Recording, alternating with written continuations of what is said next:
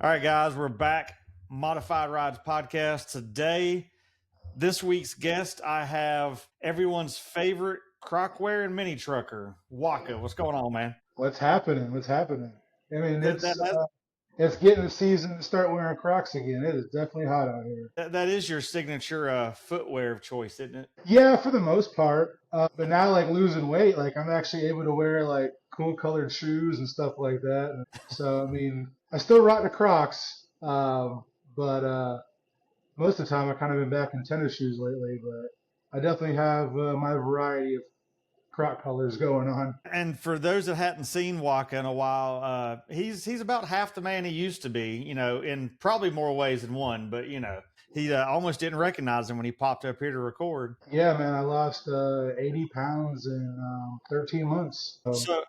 So it says at the bottom, it says Frank Clark. I'm like, damn, that's your government name. I don't think anybody even knows your government name. So I guess just tell us, where did Waka come from? Because everybody knows you as Waka. Yeah, so when I lived in South Florida, we used to meet up in Coral Springs at the Dunkin' Donuts for the Thursday night car meet, truck meet, whatever.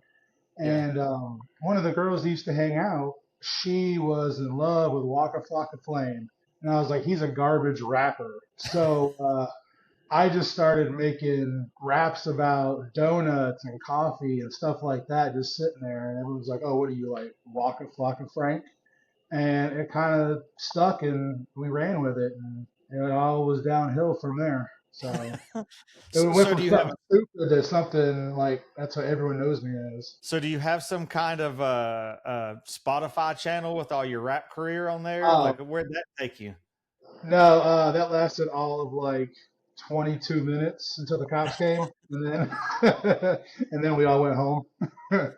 Yeah, it's crazy that in our scene, well, I guess it's every scene, but on our scene specifically, there's a lot of people that have nicknames that you associate that name with the vehicle or whatever, and none of us hardly even know everybody's real names. I mean, you have, your better half, Heather. Everyone knows her. She runs the show. So Yes, yes. I'm just the face of the show. It's all everything that happens is pretty much Heather behind the scenes for Southern tradition. I'm just out there, kissing hands and shaking babies, as they say. So, but no, it's yeah, that's the weird thing. It's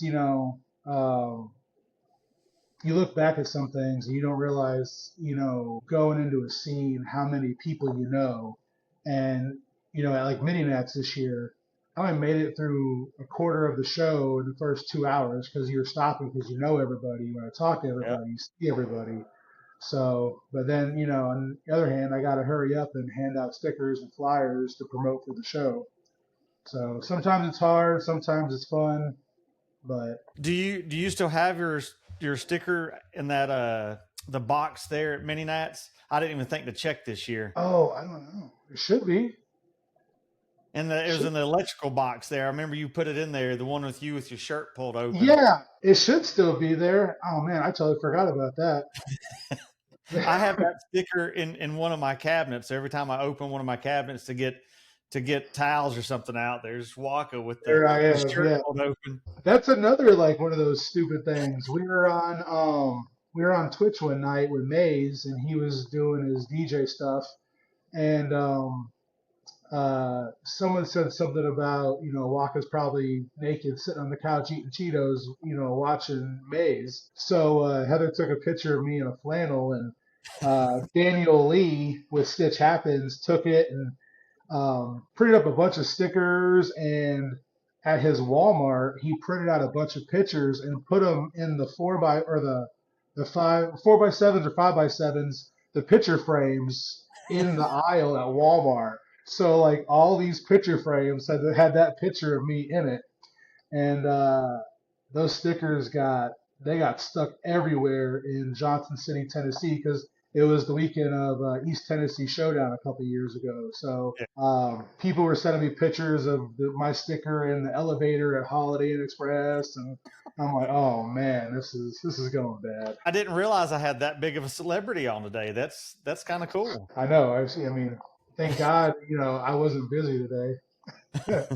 So let's go back to what got you into custom vehicles. So growing up, I always tell people I grew up white trash. So my mom's side of the family was motorcycles, Harley Davidson, stuff like that.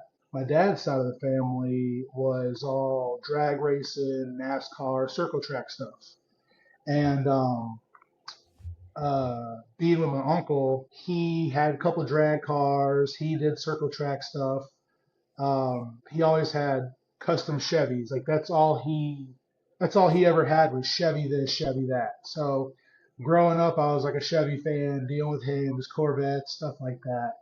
And one of our really good friends, her son had a OBS Suburban that was bagged and had custom ghost flames and stuff like that. And I was like, man, that's so cool.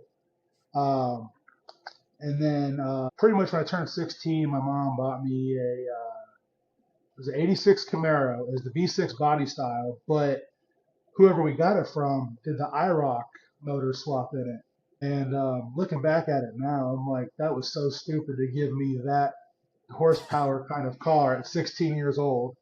Well, Um, you said if you grew up white trash, that car, set that in motion. I mean, did you have a mullet back then too? no, but it did have T-tops, so I did let the hair flow when I when I was out riding around after school. I mean, I did smoky burnouts everywhere I went. There's several times where I would have to go to the campus officer's office the next day after school because they caught me doing a burnout in the school parking lot. So I never kept tires on that damn car. But just doing all that, and then I moved to South Florida after high school, Where'd you go to and high school at? I went to high school right outside of Daytona in Deltona. Okay. So I grew up in Central Florida. I know a lot of. It's crazy, like seeing everybody now that were in different clubs growing up in Central Florida to where they are now. But being around the scene, I wasn't really in the scene then, but I knew a lot of people and who they were just by going to little shows and stuff. But after high school, like I said, I moved to South Florida and picked up an '89 Toyota pickup for $1,000, and it had some knockoff 100 spoke wires on it. Took that and started going to this little car show thing down there called Tower Shops, and started meeting all kinds of people. First person I met was EJ, who's got the Pewter S10, and it kind of just went downhill from there. I lowered it, put different wheels on it, and then the more I got into the mini truck scene, then it started evolving to where that truck is now, and so all those years. So that was '03. So like yeah, 20 years ago is when I started doing all this stupid stuff. Now, how long did you keep that truck? I actually still have it. So I bought that truck late '03, lowered it, put wheels on it, and then a couple buddies that were in my club called Road Hazard Minis back then, um, they actually bagged it for me, and then that's when Unite first started happening up in Live Oak, and we shaved it, like we shaved the door handles, full skid, mirrors, foot squirters, antenna, everything, and I rattle canned it in the parking lot, and then like an hour before we left, took all the damn newspaper off of it, and we rode to Live Oak from South Florida. So So that there's truck. probably being in Florida, there was probably love bugs stuck in that fresh white or fresh, paint. Oh no, we got lucky. I don't know how we got lucky going up there with those love bugs. But yeah, I mean the love bugs are always the worst. Going to like Slam Fest and stuff like that. But I think Live Oak was in May, so the love bugs weren't out yet. But yeah, like that was the thing I did. So with that truck, for every show, I would scuff it and just paint over it. So never sanded it down, just scuffed it and painted it. And when I moved to North Carolina, I had it, and Carlton Cox, Carlton and Naomi, they helped me body it, and then my mom passed away, and I kind of lost interest in it. And I went ahead and I sanded it all down. So now everyone calls it the Gobstopper because it's like 24 different colors. But it's sitting out here in the driveway with a car cover over it. The Where damn. did you move to in North Carolina? So I was outside of Durham in Timberlake, North Carolina. Okay.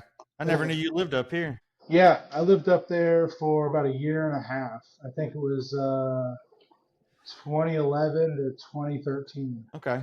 Yeah, right after my mom passed, met Heather and moved to Georgia. Did she live in Georgia, or did you meet her in North Carolina? Yeah, so she's lived in Georgia since like '92, I think, and right, I think it was like 3 weekends after my mom passed. I went to the Drop 'em show, and she was there, and we went to the after party at BB's house, and we just started talking because she knew everyone that I knew, and we were all just hanging out and kicking it. And at the time, she was married. I had a girlfriend, and so it was nothing crazy. Yeah. And we just, became friends on Facebook.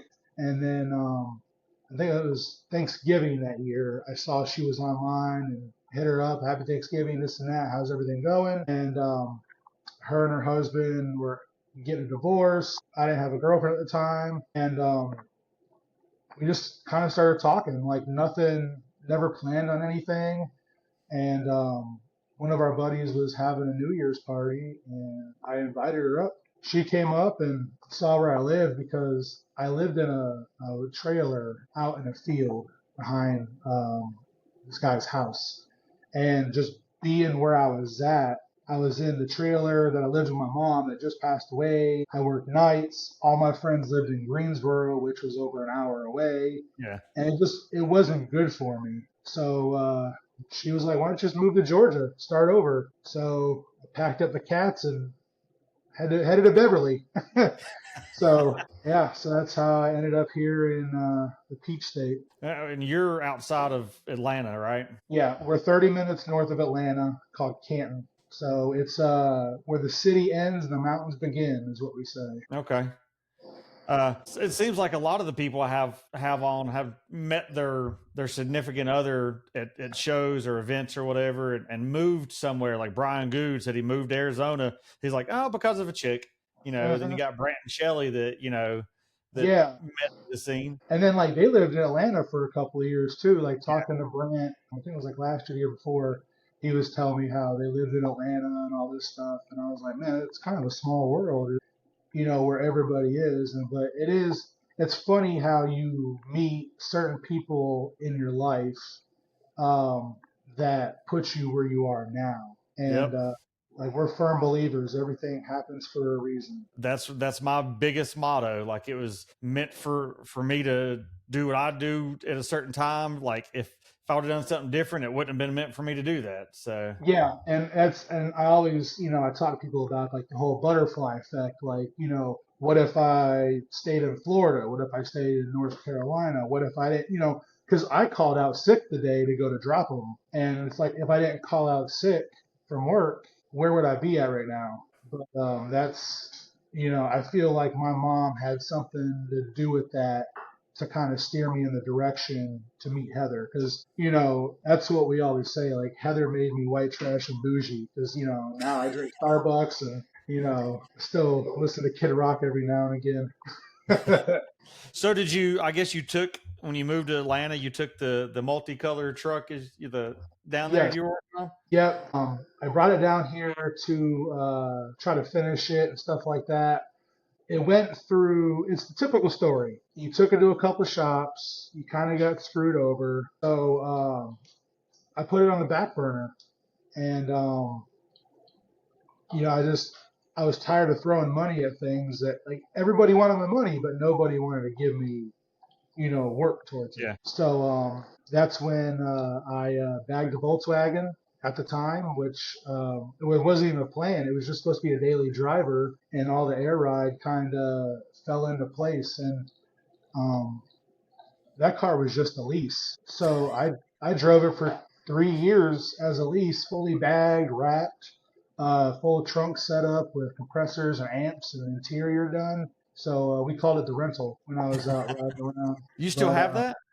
yeah, that's my daily driver. I peeled all the vinyl off of it, took all the pinstriping off. We laced the roof at work. So now it's just a daily driver. It's kind of cool looking.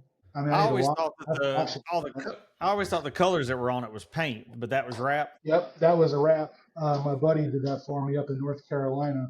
I sent him pictures of my interior because the interior was all done by Feltham Fab. He did like the green, black lowrider flake on all the interior panels. Um, While it things was still a lease. like that. Yeah, while it was still a lease. So whenever we would get a total loss in that was a Passat, I would steal parts off of it in case I wanted to like turn the car in. I had everything still. So like our closet out here in the garage has all factory Volkswagen Passat pieces. So if I want to put it back to stock, I can. But Now it's not still a lease though. no. I bought it outright. So it's in my government name. So you've mentioned work a couple times, and I know you work in the automotive industry. So what exactly do you do? So I'm a parts manager at a corporate body shop right now. But because we're so slow, I'm doing parts. I'm the porter.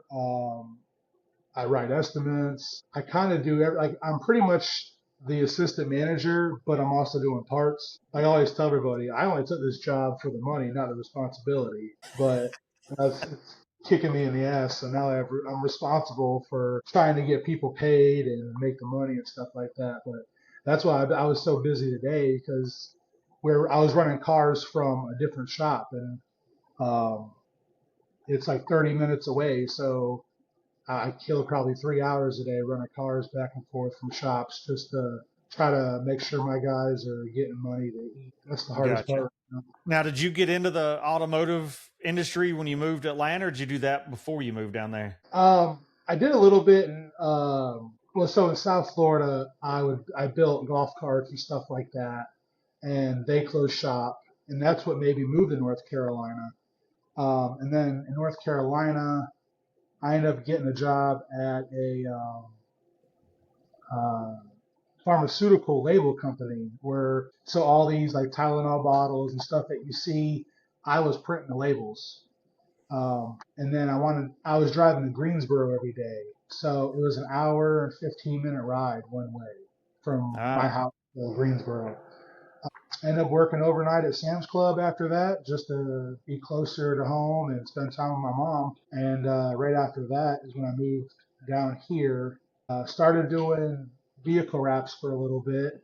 And then that kind of fell off, like off the grid. Like no one was really wanting wraps done. Everyone's like, paint's where it's at. So I fell into the porter position where I'm at now. And after a year, I started slinging parts and been there for 7.5 years. oh wow. So after you decided to play with your rental, as you said, uh, I guess that's when you come across the Toyota that you have now, not the Uh, your other one, but the one people know no, you. no. I did come across a Toyota. I found a single cab body Toyota out in Texas that I bought for 5 grand. So went out to Houston, picked that up, came back, um, sprayed it purple, sprayed it white, sanded the edges to give it that patina look. Yeah. Had that for a little bit. A guy who had the teal Nissan that Corey Jordan has now, he had that at the time, and he wanted to trade. So we ended up trading. It wasn't running right. Like when he would start it, it looked like it had a damn Cummins in it. Like it smoked all black and it cammed. Come to find out, it was 2 degrees off timing. And so I showed that for a little bit. And then the guy that I traded with the Toyota, he was selling the Toyota. And he gave me a hell of a deal on it. And I went down and picked that up. So I had the Nissan and the Toyota. Travis Card hit me up, who owned the Toyota, the red Toyota at the time. And he was like, hey, I want you to have this Toyota. I know you take care of it, all this stuff. I posted the Nissan and the white Toyota up, and within an hour, it was Thanksgiving weekend. Heather and we had some friends drive from Houston, Texas to Atlanta, put the Toyota on the trailer, and we hauled ass back to Houston with both trucks on the trailers, sold both of those. The next weekend, went to Chattanooga and bought the red Toyota that I have now. So that was 5.5 years ago. I thought that was a West Coast truck. So it started out in Cali, brand new. Um, the guy who bought it brand new is an East Coast Minis in I think Delaware. He has a K5 Blazer. You've seen it probably. Um, but he bought it brand new. It was emerald green. He said he took it home, tinted the windows, put air shocks, put wheels on it, and took it to Havasu. So like this truck has been a show truck since it was produced. I think he got transferred because he was in the Army, I think, and he got transferred to Mississippi, and I believe he traded the truck for full size to Jamie Jordan. Okay. And then after Jamie Jordan, because Jamie had it red with the white walls and the rag top. Yeah, yeah. And Wait a minute, that was the same truck? that's the same truck. I never knew that. Yep. So yeah, that's the same truck, and it's crazy looking back at everything, because like you would never know the truck had a rag top. But talking to Brant was like, that was the stupidest idea ever, because like the Toyota has that hump, and he goes like, it never wanted to open or close right because of the little hump. Yeah. Jamie sold it to someone else who then had it bodied because Brant was telling me that he helped tear the truck apart when it was getting the full frame done because that truck from firewall back, it's a 3/4 full custom frame. It's stock Ford. And I forgot who he said had it then. But after that, JoJo got it in Texas. And JoJo's the one that, did the turbo, the interior, all the Okay. graphics and stuff on it. He owned it for a little bit. And then that's when Travis Carr bought it and had it for probably a little over a year. And then that's when I got it. Had Coker do some touch-up paint work on the full skin for me, and then I had a buddy. Yeah, Nathan Coker. Yeah, he did. So realistically, there was the NR star in the full skin, and painted in it. So we had a deal where Coker was going to fix everything, so the star wasn't in it because I wasn't in the club. Yeah. So he did all that for me, and then probably about a month later, because it had a Grant custom bumper on the front, but because the intercooler, the bumper didn't fit right, so they cut the bumper in the middle. So it looked like a beaver, so the intercooler looked like the damn buck teeth. And because the truck came out of Texas and the colors, we kind of named it like, oh, it kind of looks like Bucky the Beaver. And it just went downhill from there. So I was wondering where the Bucky thing tied into it. Yeah. So because it all came out of Texas and the colors and all that stuff, that's where we I kind didn't of went. realize that truck had changed hands so many times. Yes. So I think I'm the 6th owner, if I'm correct. And Now, what made you want to buy a truck that was already quote unquote done at that point versus building something yourself? I mean, there's nothing wrong with that, but what made you say yeah. something I ain't got to mess with? Well, so just being put off by how many hands my OG truck touched, it put me off on wanting to try to rebuild that because I was afraid that I'm going to throw more money at it and nothing's going to happen again. So with this one, I was like, it's a done truck. I can enjoy it. I can go out and cruise it. And that was the main goal. And then when I got it, T-Card did the Little Shop Millwood brake kit on it. But because the turbo is on the driver's side, not the passenger side, like an SR5, the turbo would get so hot, it was boiling the brake fluid, and it was a factor. Wow. So I was back and forth with Will Wood, and end up buying proportioning valve, a whole new brake reservoir, and we did a booster, like an all new brake booster and stuff like that. Mike Howe with How's It Doing Garage helped me out with that. But Yeah, it wasn't stopping because the brake fluid was just burnt and it wasn't like holding pressure. It laid So, frame. That's all the brakes you needed, right? well, I mean, I would drag the frame and, then there was body. But, yeah, so I did I did that and,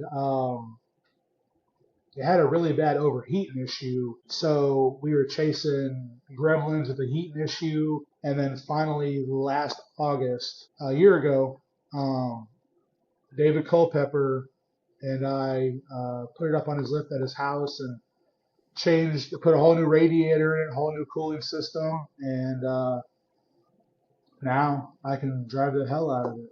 I, So, I think when people see that truck, 90% of the people now know it is your truck and not somebody else's. Like you've created its own persona on that truck, I feel. and that's what Heather says because every once in a while a picture will pop up on Facebook and people will tag JoJo in it. I'm like, JoJo hasn't owned it for over 5.5 years, Yeah. but like that's kind of one of the things that kind of like irks me about it. But like Heather said, she's like, it's your truck, everyone knows it's your truck, but with it being my truck, there's people down here that hate on me for buying it, and they say that I tell everybody I built it. I'm like, everyone knows this truck, like they know I didn't build it.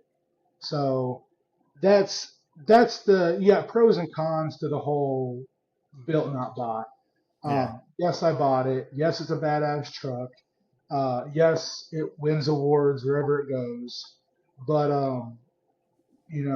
I like being able to drive it and cruise it and get the thumbs up and like little kids, hey, I like your truck. And that's the cool thing because that little kid down the road might be like, hey, I remember that red truck riding around town, and I want to do something like that.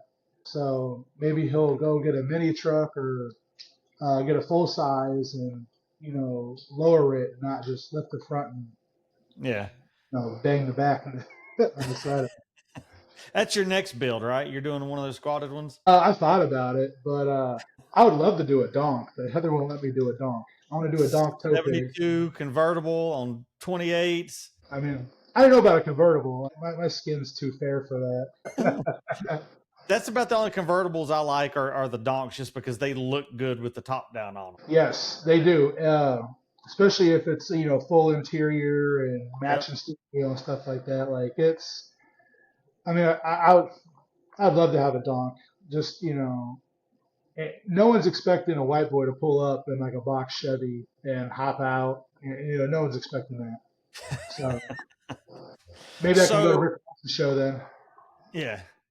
Um, was Heather into custom vehicles, I guess, when y'all met? Did she have a vehicle of her own? So at the time, she didn't have a vehicle that was custom, but she was in the scene because her ex-husband, um, he shot for magazines and stuff like that, and so he had custom stuff. He had some stuff on juice, stuff like that, and that's kind of how she got into knowing John and Jen from Drop 'Em and stuff like that. Became good friends Yeah. with them.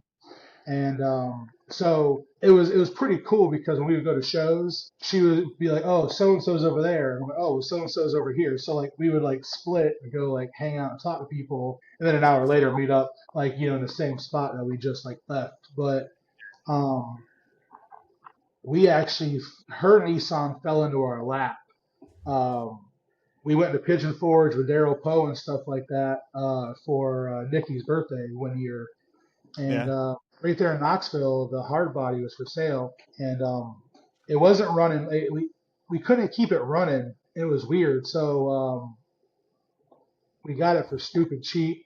Brought it home. Had one of our buddies chase wires, and after 30 minutes, he found out that it was a corroded butt connector that wasn't sending power to the injectors. So a 90-cent piece we put on there, and boom, everything ran, everything worked like it was supposed to. So she showed it for about a year, and she was like, "I'm ready to go through it," because that truck had seen so many people touching it that um, you had, if you followed the wire off the battery terminal, it went through 4 different gauge wires. So when it finally got back to the compressors, it was a completely different gauge 3 gauges ago. So we ended up going through it and redoing it, and the whole truck was rebuilt because she found that rainbow plaid, and it went all downhill from there when she found that plaid.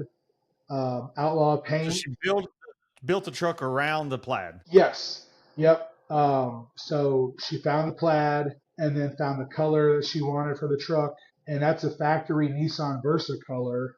But Mike from Outlaw Paint did like, I want to say it was like a prism clear is what he put over it with all the rainbow flake in it, and that's why it changes like 4 colors. Yeah. But we went to Donnie with complete upholstery, and she threw him ideas of what she was thinking, and he laid all these samples down on the table, and that was probably the only thing I had help with in that truck. And I was like, I don't like this color, but I like this design, and the rainbow thread going through the whole truck was my idea. So That everything on that the truck was hers. completely tied that rainbow thread completely ties the whole package together. Because like you Yeah, don't see it when you first look at it, then you're like, oh wait a minute, that thread matches the plaid. yeah, and it's so crazy how that one little small detail just makes it pop when you look at it. But yeah, so when I tell people this is her build, like I legit had nothing to do with it. It was all her. When people are like, oh, how much did she spend on this? I'm like, don't know. It was her money. Let's talk to her. So, and I'm that kind of guy that you know I want to see her succeed more than me. When her truck came out, everyone's like, "Oh, what are you gonna do if she wins? Best of show over your truck?" I'm like, "Tell her congratulations." Like, what am I supposed to do? Get mad at her? Like, I'm not gonna talk to you the whole ride home. Like, bullshit. You gotta cook me dinner when we get home. Yeah, I gotta be nice to you. And that truck wound up being named after what's become one of the mini truck scene's most recognized dogs. Why did y'all choose to name that truck Pickles Approved? So we brought pickles to every show we went to, And and everybody knows Pickles. everybody knows pickles. If you don't know pickles, then you've been living under a rock. But when we first brought the truck back, uh, parked it in the garage, laid it out, and Heather had the door open for something, and she had the door open, and Pickles just jumped in the truck and laid down in the seat, and we're like, oh, I guess it's Pickles approved, and it kind of went from there. I was So glad that I was able to work a picture of Pickles into the feature when it come out. Like that was I'm glad yeah, that worked. that was like the one time she actually like sat for like a whole second. But I remember it was like 4 or 5 of us trying to get a picture Yep. of her. We're all snapping her fingers, and she was like looking the other way. Like she's such a prima donna. Like she's on the couch looking at me like, "Are you talking about me?" But yeah, that's the thing. She ended up being a dog that we saw on the Cherokee County Animal Shelter website, and we were um, the fifth family to go look at her, and everybody just like nobody wanted her. And I don't know if it's because she was like a puppy, but she was over a year old. And we told the people, we're like, she's going to be going to car shows with us, and they're like, oh, okay, that's cool. Like, yeah, she's going to car shows, and when she started getting popular, we gave them stickers, showed them pictures of them, at her at the shows, and everyone's Yeah. like, she's like, oh my god, like this dog blew up. Unlike, it's like nobody wanted her. You guys took her and made her famous. Well, it's And like I took Fred to his first car show the other day. It's like he just turned 9 this weekend, and it's like we've had him since he was right under a year. And even my daughter's like, "Why? How have you not taken him to a show?" And it's like, "Well, I'm usually working at a show. It's like it's too hard to do that." yep, But it was a little cars and coffee up here, and he went and enjoyed himself and laid down, and he was good. But I couldn't see like you guys bring like the zoo with you when y'all come to shows. yeah, we usually bring 2 out of 4 with us. we usually bring Pickles and we'll bring Bert. Um, Bert's that chill, laid back kind of dog. So that's why we kind of bring him. And it was really weird at Mini Nats this year because we didn't bring any of them. And whenever someone would walk by with a dog, like we would always look to see where our dogs were, and we're like, oh, they're not here. So it was kind of weird not having them there. But it's funny at shows. Everyone's like, "Where's Pickles?" I'm like, Yep. "Oh, hey, nice to see you. Yeah, I'm here too." But this some of Well, these I shows know. I felt know my hot. wife would rather go say hi to Pickles than she would you, but you know. Yes, yes, that's everybody. Like Amanda Ryder, she'll come over. Where's Pickles? I'm like, she's not here. But she walks away. I'm like, okay, cool. But it's So crazy. The you dogs. and you and Heather also put on a show. So tell us how about the show and how it became what it is. So Southern Tradition all started because the Freaks of Nature guys in Middle Georgia put on Summer Showdown every 4th of July, and I think they went 10 years, and they pretty much stopped doing it. And we were like, we need to keep a big show in Georgia. So us and two other people, another couple, pretty much started Southern Tradition, and because that was the thing that you did every 4th of July is you Yeah. would get everything ready for Summer Showdown. Everyone's like, oh, I can't wait to go to Georgia, this and that. So we wanted to keep it going, and now here we are 9 years later. Yeah, so 26 will be 9 years that we've been putting a show on. But it God, has all it just been happened that? because one show ended. I didn't think it'd been that long. Yeah, Damn, I'm old. this past year was our 8th year. So yeah, we're going on 9 years. It doesn't feel Now like it. you moved dates this past year, right? Yes, so we moved it to April because everybody was complaining about it being too hot, being too stuffy. So I, we, I know every time I know every time I'd run into you, I'd be like, "Hey, you got that air conditioner order for the show?" Because I that know was FedEx probably one of still the hasn't. hottest Yeah, shows. FedEx still hasn't delivered it, and I don't know why. You know how FedEx is. Um, yeah, so I was actually talking to Stay Hard about it because he was saying how they were moving dates, and it just kind of got us wondering, like, what if we move dates? It it was actually the hottest weekend of April this year for our show, and everyone's like, "I thought you moved it to April to be cooler," but it was the hottest weekend of April. I was like, "See," I was like, "Y'all keep talking," and so we are actually down 30 registrations compared to years past, but the quality was way more than what we've had for 26. We're actually doing it the last weekend of March because the first weekend of April is Easter. So we Yeah, didn't want to, try to do that on Easter because everyone's pretty much family oriented, and we don't celebrate Easter, but I know a lot of people that do. yeah.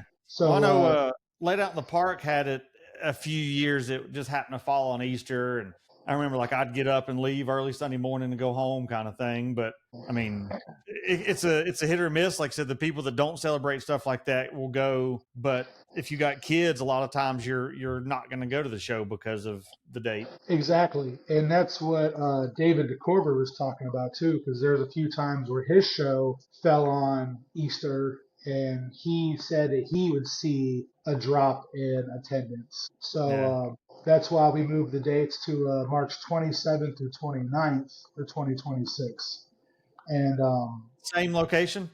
same location. We're never going to leave that spot because the city loves us, loves us being there, and Yeah, that's the biggest thing is whenever security shows up, they always tell us thanks for doing it. We love having you guys here. Um, the one of the city managers, she actually went through and did all the schematics a few months ago and told Heather that our event is the biggest revenue for hotels and restaurants in the city of Canton.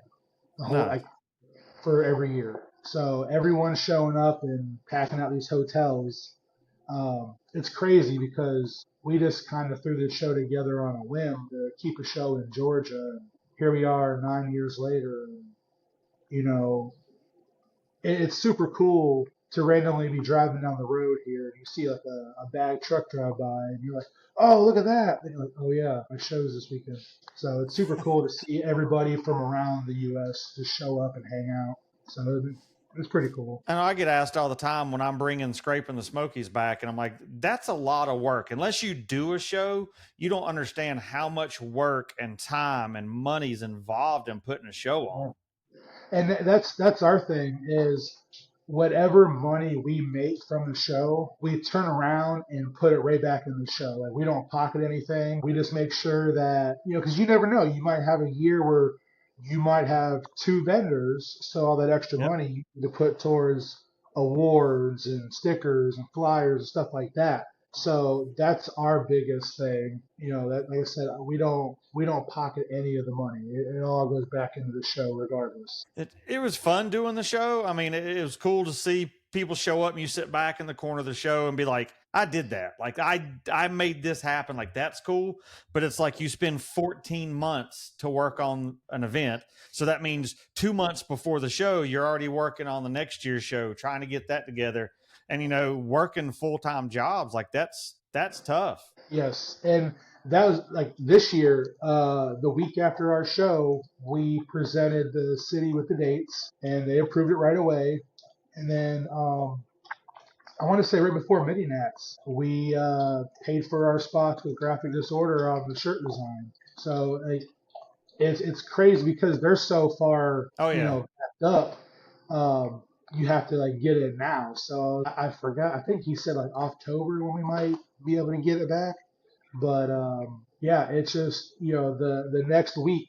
Like we went to like this little car show up the road the next weekend, and just seeing different things that they did. She wrote down in her little notes on her phone like let's try this. I saw this, and that's our biggest thing is every show we go to, we take notes to try to make our show better than it has been. Um, so that's what we try to improve the show every year.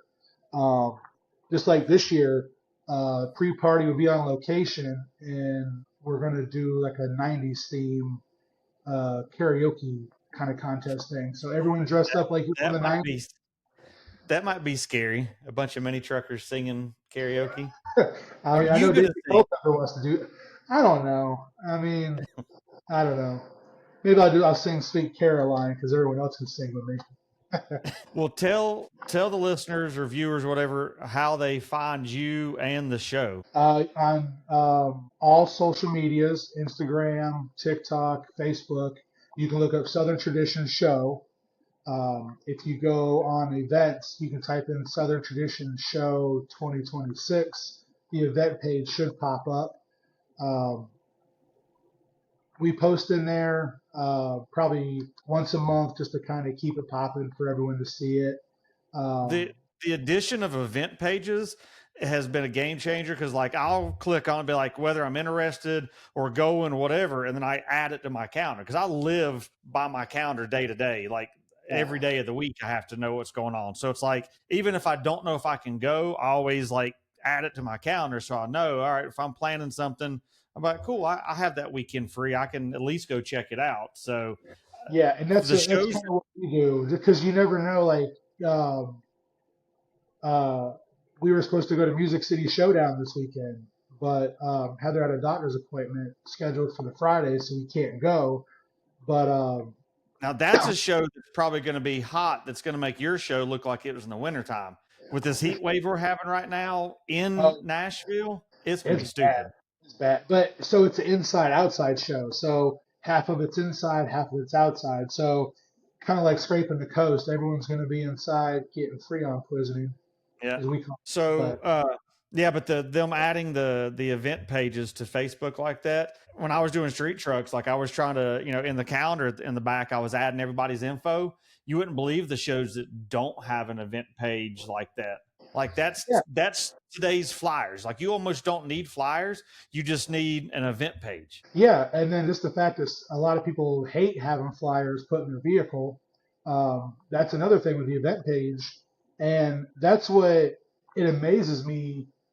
There's a local show going on this weekend, about an hour from here. He's got all the information about the show, but there's no what time the gates open. There's no price. There's no, it's the rule. Like all the information that you need is not even in there. But even if you put all that information in there, people still don't read it. Like 2 days before the show, I get people ask me, "What time does it start? How much is it?